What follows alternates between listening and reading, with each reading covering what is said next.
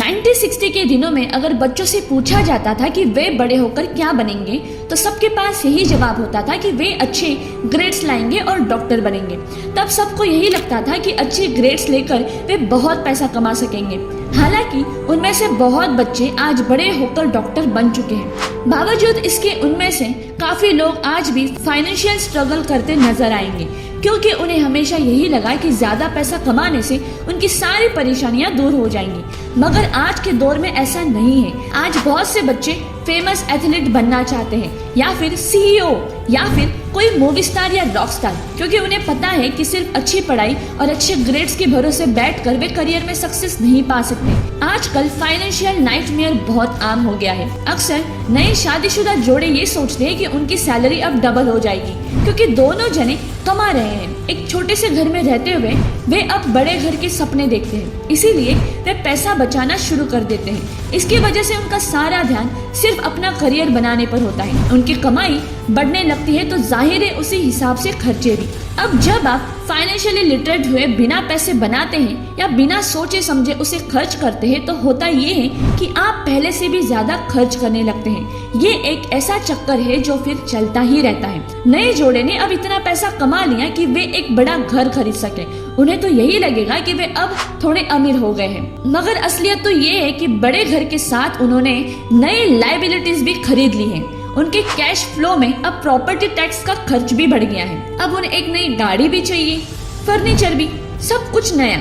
उनकी लायबिलिटीज बढ़ती ही चली जा रही है और ज्यादातर होता यही है कि इनकम के साथ साथ खर्चे भी बढ़ने लगते हैं। फिर एक दिन अचानक इस सच्चाई का खुलासा होता है, मगर तब तक हम इस रेट रेस में बुरी तरह फंस चुके होते हैं। फिर ऐसे ही लोग हमारे लेखक रॉबर्ट के पास आकर पूछते हैं कि अमीर कैसे बना जाए। अब यही सवाल तो मुसीबत की जड़ है, क्योंकि सबको लगता है कि पैसा ही हर चीज का इलाज है। ये मानना ही एक बड़ी गलती है। उनकी समस्या ये नहीं है कि वे ज्यादा नहीं कमा रहे, बल्कि ये है कि जो कुछ उनके पास है उसे हैंडल कैसे करें। एक कहावत है जो यहाँ पर लागू होती है, जब तुम खुद को एक गहरे गड्ढे में पाओ तो और खोदना छोड़ दो। क्यों? ज्यादातर लोग पब्लिक स्पीकिंग से घबराते हैं। मनोचिकित्सकों का मानना है कि लोग इसलिए घबराते हैं क्योंकि उन्हें रिजेक्शन का डर होता है, औरों से अलग होने का भय होता है। लोग हमारे बारे में क्या सोचेंगे या हम पर कहीं हंस ना दें, यही सोचकर अधिकांश लोग पब्लिक स्पीकिंग से दूर भागते हैं। वे वही करना पसंद करते हैं जो सब कर रहे होते हैं। वे खुद को भीड़ का हिस्सा बनाकर संतुष्ट हो जाते हैं। आपका घर आपका सबसे बड़ा एसेट है।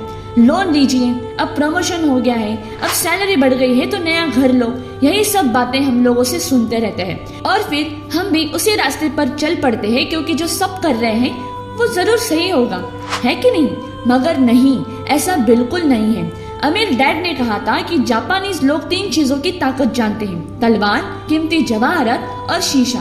तलवार बाजुओं की ताकत का प्रतीक है, कीमती जवाहरत पैसों की ताकत है और शीशा खुद के अंदर छुपी हुई ताकत को दिखाता है। और वही हमारी सबसे बड़ी ताकत है। जब आप खुद को जानते हो, शीशे के सामने अगर आप खुद से सवाल पूछ सकते हो कि मैं सही हूँ या मुझे भी भीड़ का हिस्सा बनकर रहना चाहिए, तो जो जवाब आपको मिलेगा वही आपकी असली ताकत है।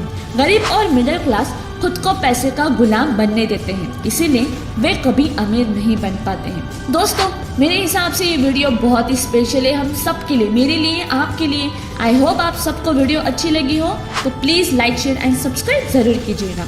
जय हिंद।